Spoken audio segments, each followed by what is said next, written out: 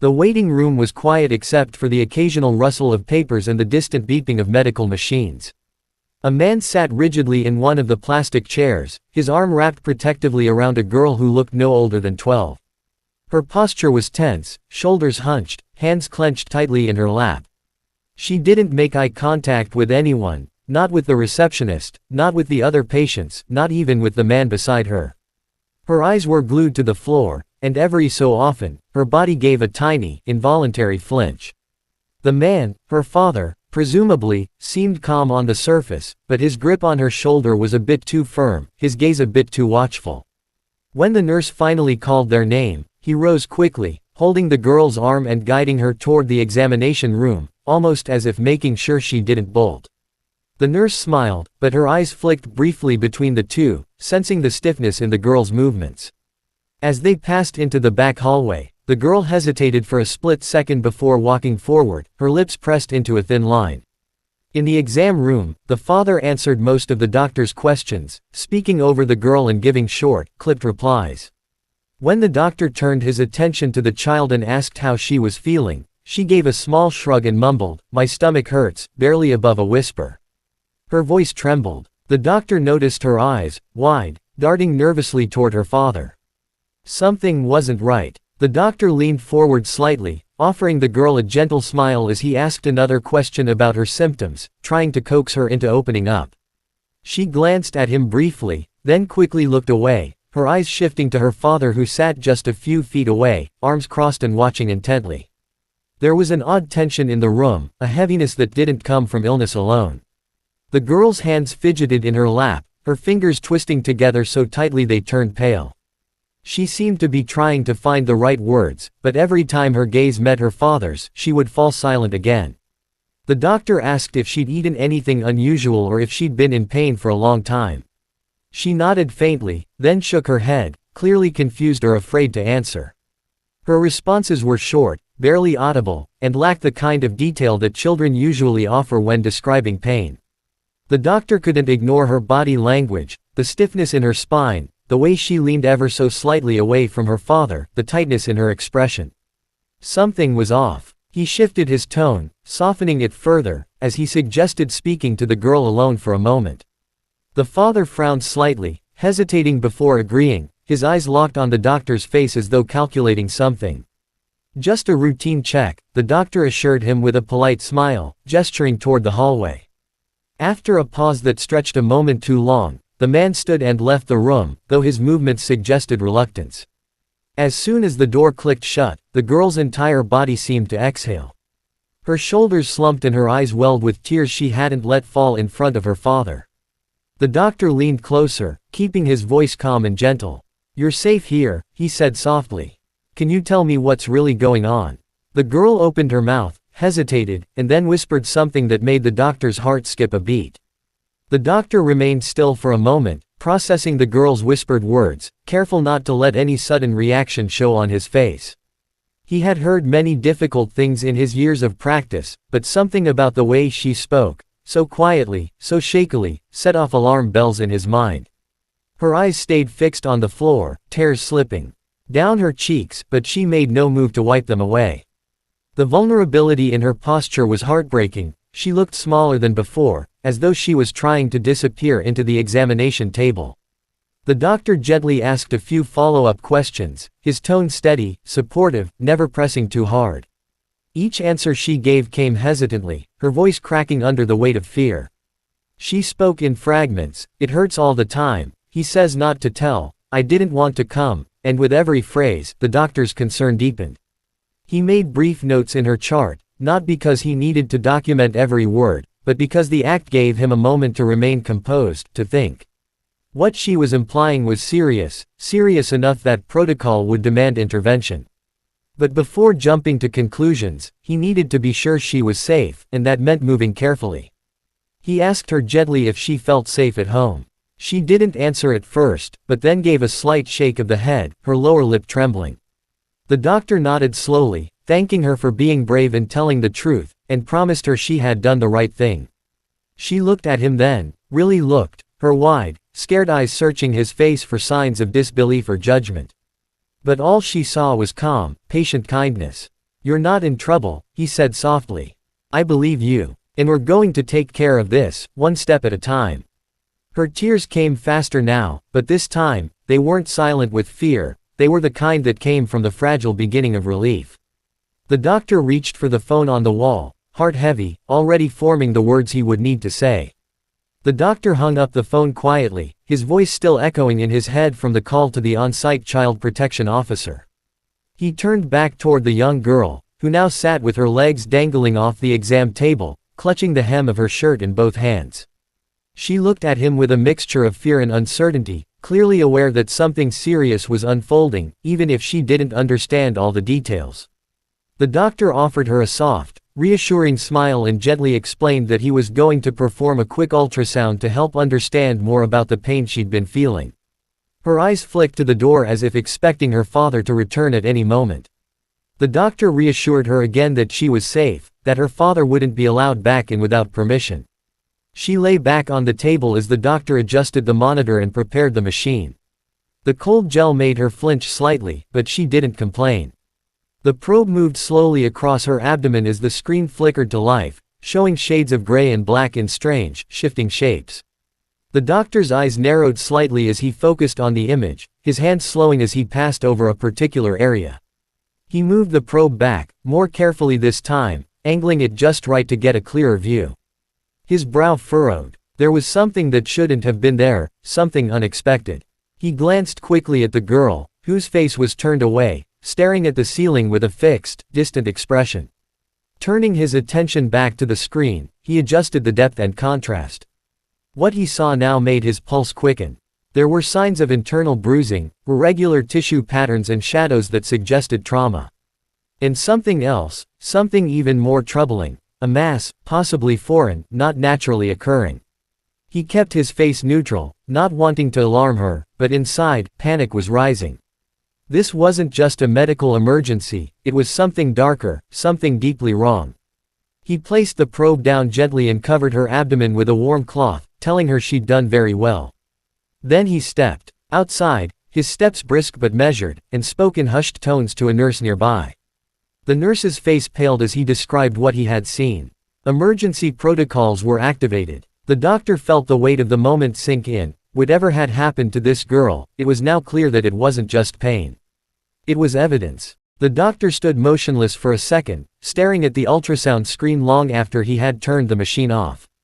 The flickering images still haunted his vision, blurred outlines of trauma, unexplained density, and injuries no child should have. His stomach twisted with unease. He had seen bruising before, injuries from falls or accidents, but this was different. The pattern of damage wasn't consistent with a playground mishap or roughhousing. It told a silent story of something far more deliberate, something calculated. The mass he had seen, it didn't look natural, and it didn't belong. Foreign objects in the abdominal cavity were rare in children, and when they did appear, they almost always came with a heartbreaking backstory. He swallowed hard, forcing himself to stay calm, to think clinically even as his instinct screamed otherwise. He turned slowly to look at the girl. She was watching him now, her eyes wide and frightened, scanning his face for answers, reading every flicker of emotion. He quickly smoothed his expression, offering her a soft, practiced smile. "You're doing really well," he said gently, voice calm despite the knot tightening in his chest. "I just want to talk with some of my colleagues for a moment, and then we'll figure out what to do next." She nodded wordlessly, but her lips were trembling, and she blinked hard, trying not to cry again. As he stepped out into the hallway, he immediately spotted the attending nurse and motioned her over. His voice dropped to a whisper as he explained what he had seen, using technical terms at first, but then shifting to plain language when he saw her face drain of color. She nodded solemnly, then quickly turned to call for the child protection officer, her pace urgent. The doctor stood there for a beat, running a hand through his hair, trying to steady his breathing. He had no doubts now. Whatever was happening with this child, it was dangerous, and ongoing. The ultrasound had confirmed what her quiet words had only hinted at. This wasn't a mystery illness. It was abuse. Down the hallway, he saw the father still seated in the waiting area, checking his watch, his expression calm, too calm. The doctor's blood chilled at the thought of sending the girl back home without action. He turned back toward the exam room, each step heavy with resolve.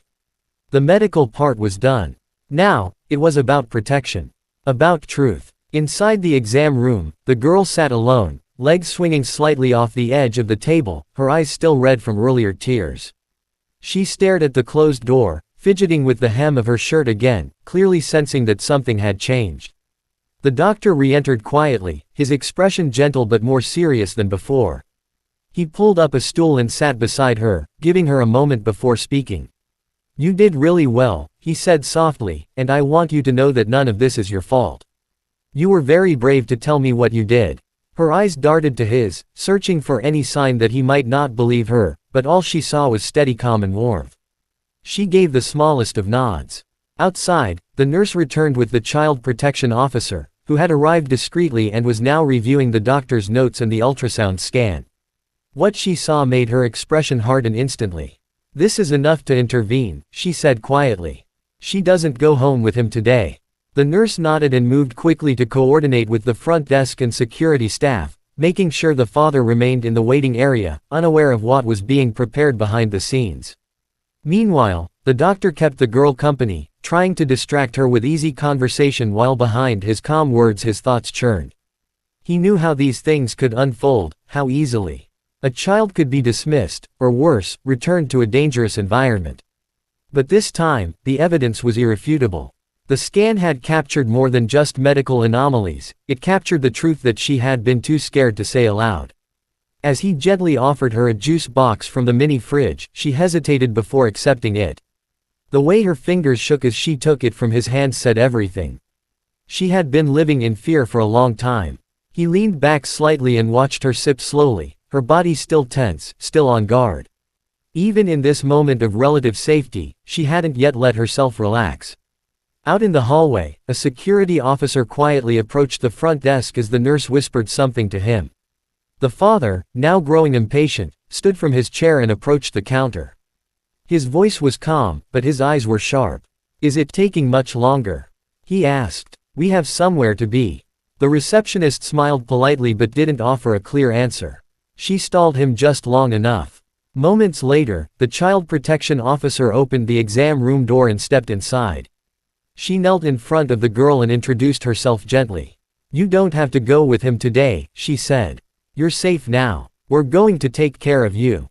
The girl stared at her for a moment, almost as if she hadn't heard. Then, slowly, her eyes filled again with tears, not of fear this time, but something closer to disbelief. She looked to the doctor for reassurance, and he nodded. "You're not alone anymore," he said. The tiniest flicker of hope crossed her face. As the girl remained in the exam room with the child protection officer, the atmosphere outside was shifting rapidly. The nurse, positioned near the front desk, gave a subtle signal to the security officer, who began moving slowly, casually, toward the waiting area. The father was still standing at the reception counter, visibly irritated now, his voice a touch louder as he asked again about the delay. "It's been over 20 minutes, he said, forcing a smile that didn't reach his eyes. "She just had a stomachache. Is there some kind of problem?" The receptionist kept her expression neutral, stalling as she had been instructed. "The doctor is just finishing up," she replied, her voice calm. "Thank you for your patience." The man nodded, but his fingers tapped against the counter in short, impatient bursts. Then he turned and saw the security officer standing a few feet away.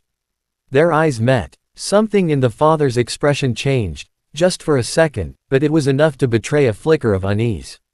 He shifted his stance, perhaps realizing that something was happening behind the scenes that he no longer controlled. Before he could move or speak, another presence entered the room, a uniformed police officer accompanied by a plainclothes detective. They approached the man directly. "Sir," the detective said, her voice firm but respectful, "we'd like to speak with you for a moment." Confusion crossed his face, but quickly gave way to defensiveness.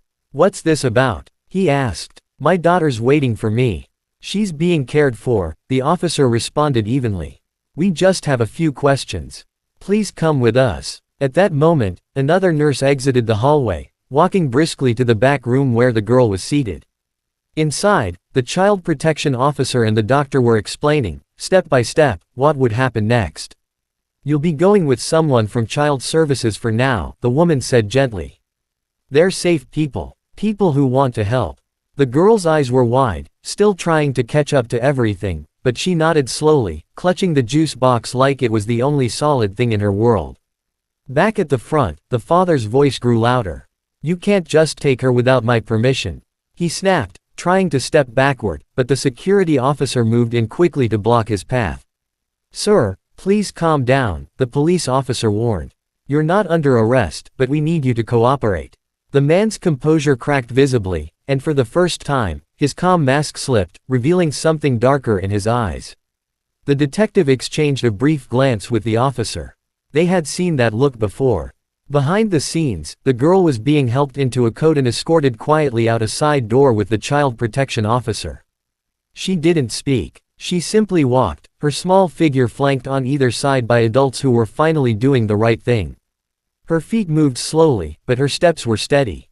For the first time in what may have been a very long time, she wasn't walking alone.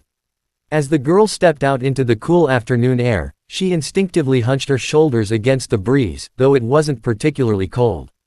The child protection officer walked beside her, gently guiding her toward an unmarked vehicle parked in the side lot. It was quiet here, away from the noise and tension of the clinic's front lobby.